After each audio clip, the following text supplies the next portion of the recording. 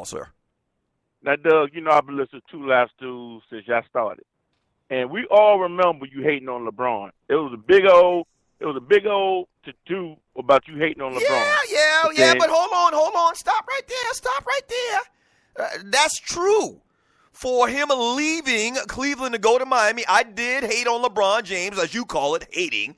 I did hate on LeBron James for the years that he was down in Miami. But when he came back to Cleveland, I instantly became a fan again. Now remember that. I was a fan before. I was a huge fan before he went to Miami, not a fan in Miami, and now a huge fan again. Go ahead, what'd you call, sir?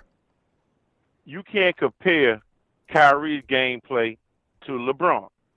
You know, now, if they go to Kyrie on a certain play in the fourth quarter, maybe because the coach liked the matchup. Maybe the coach liked who's guarding Kyrie. Celtics going to defend LeBron different than they're going to defend Kyrie. Because they got to keep an eye on LeBron at all times. So if you design the play, give it to Kyrie first, LeBron can play off of that. Mm-hmm. It'll be hard for the defense to stop Kyrie and keep the eye on LeBron. So you got to take that in mind when you talk about they designed the play for Kyrie and not LeBron. Big Apple bastard.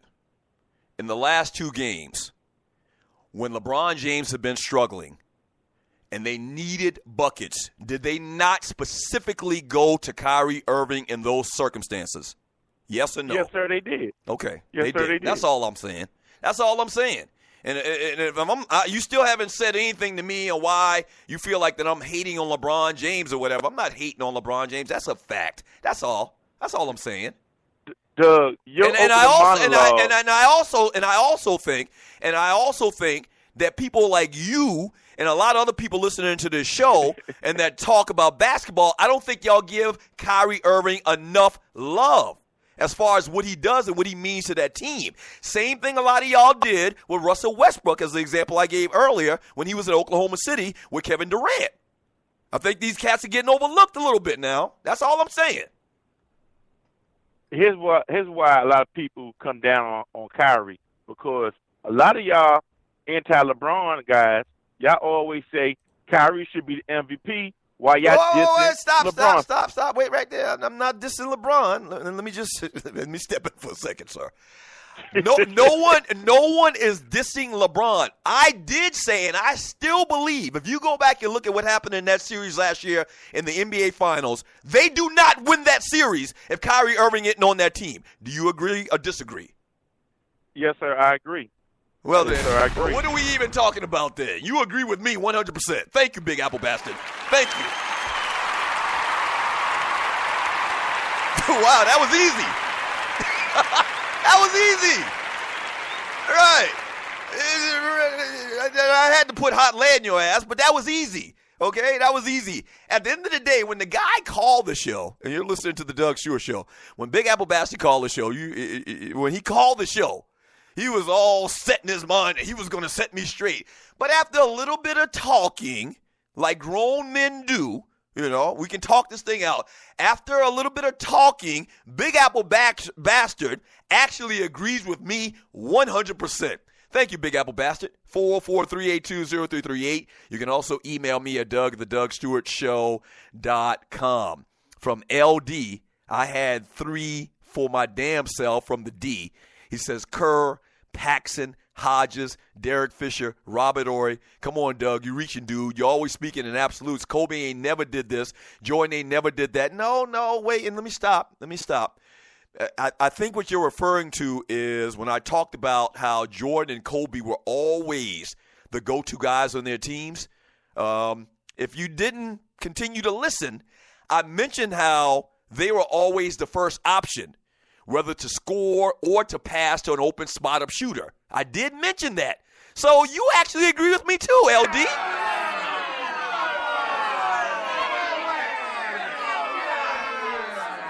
Right. You agree with me as well. From ducking and dodging, Jordan and Kobe never played with a player with the offensive skills that Kyrie has. Okay. That might be. But it still doesn't change the fact that it's true. That the statement is true. Yeah, right. It still doesn't change that fact. Listen to the Doug Stewart Show. from T-Dub. Ty, no really good sports bars on this side of water. They're talking about something else. From Woody 504. Good morning, Woody 504. And you're listening to the Doug Stewart Show. Sometimes when you start over defending your player, simple logic goes out the window. We're all guilty of that at some point or another. When were you guilty of that, sir? From Woody 504, Dougie never lied. Dougie Stewart never lied. Well, thank you. Thank you, Woody 504.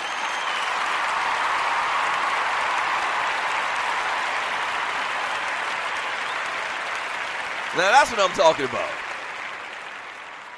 That's what I'm talking about. From Corey, RC, what did Shaq average when he didn't play with Kobe? Then ask yourself, what did Kobe average when he didn't play with Shaq?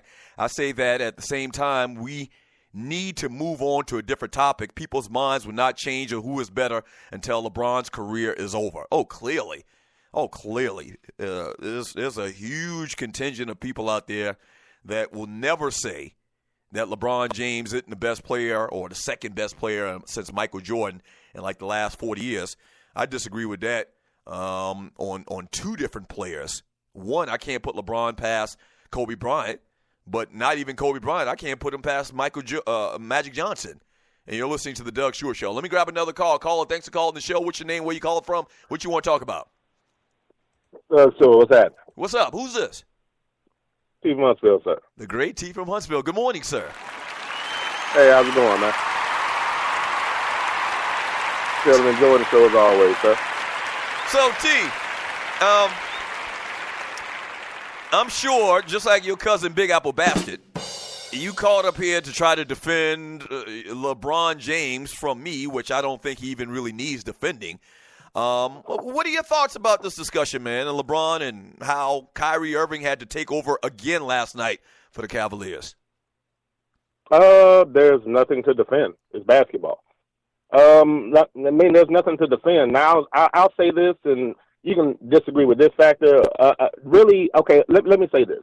I think everybody's point, first and foremost, nobody in the chat room is downplaying Kyrie Irving's ability or Russell Westbrook. You're talking about White America and the Four-Letter Network. That's not this chat room. Okay. Secondly, you just said LeBron scored 34 points, 8 less than Kyrie. Where is that? In what world is that struggling? But T, in what world? Did you see the game last night? Yeah, I watched the game. If he had 34 points, 8 less than Kyrie, he had 4 fouls in the first half, which is BS.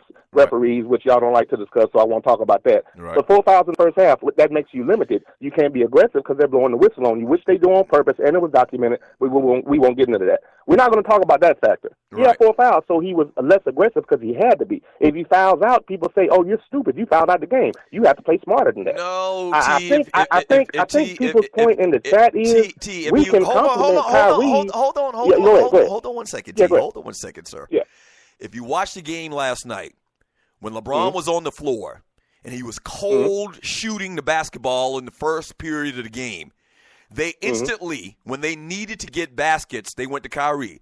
LeBron James started to defer towards Kyrie. LeBron James was clearing out space to let Kyrie create, get to the basket, shoot a jump shot, whatever it may be.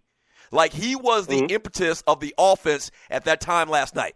If that's not true, just tell me. Well, I mean, that might have been the case. Doug, that's called basketball.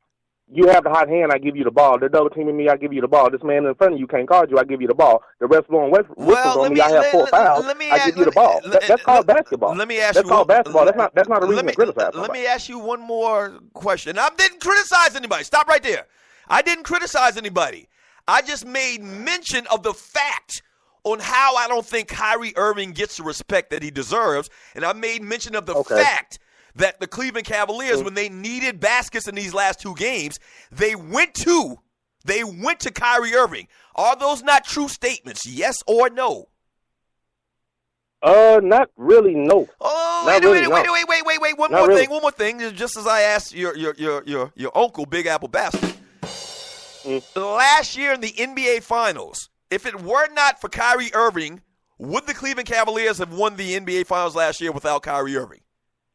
The Cleveland Cavaliers wouldn't have went to the finals without LeBron James. They wouldn't have won without either one. Wait a minute. Dude, LeBron led everybody in points, rebounds, and freaking assists, didn't he? Throughout the entire playoffs, did he not? Wait a minute, Jack. I'm a professional debater. I saw what you just did there. Hold on.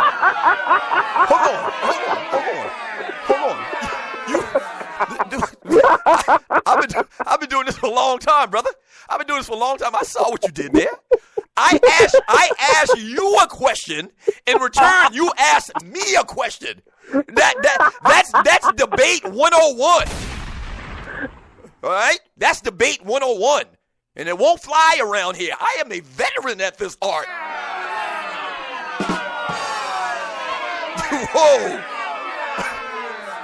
Whoa, Jack. Whoa, okay? That's not how it works. I understand the art of debate. I've been doing this for a long time. Okay, even before I was on the radio. You're listening to the Doug Stewart Show. I was doing this in the 5th grade, all right, debating. I was debating cats on the playground about how many damn marbles that we're going to trade for how many sticks of bubble gum. I've been doing this a long time, T. I asked you a question, and instead of answering said question because you don't want to answer said question because it makes me right, you asked me a question. No, it don't work like that.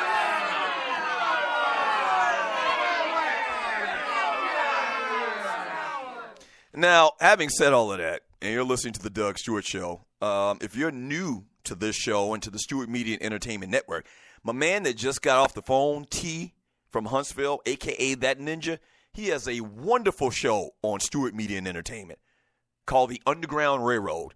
Now, you can't come up here and get me in no damn debate, but, I mean, he's pretty damn good. Yeah, he's pretty good.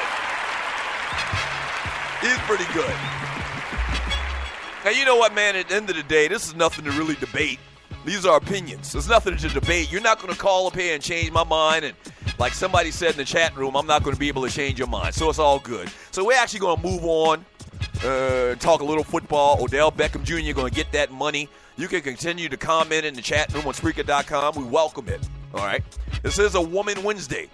And we also have to step back for a second and remember, today is the day that the Lord has made. Today is a Woman Wednesday. So it should be all about the ladies. So Big Apple Bastard and his brother-in-law, T from Huntsville, and you bashing LeBron James, let's just move on from that. I'm tired of that already. Let's talk some football, man. Couple little football stories out there. Hour number 2 of the show. The number is 404-382-0338. You can also email me at Doug@theDougStewartShow.com. Don't go away. Once again, back in 3 minutes. Don't go away. Stay right there.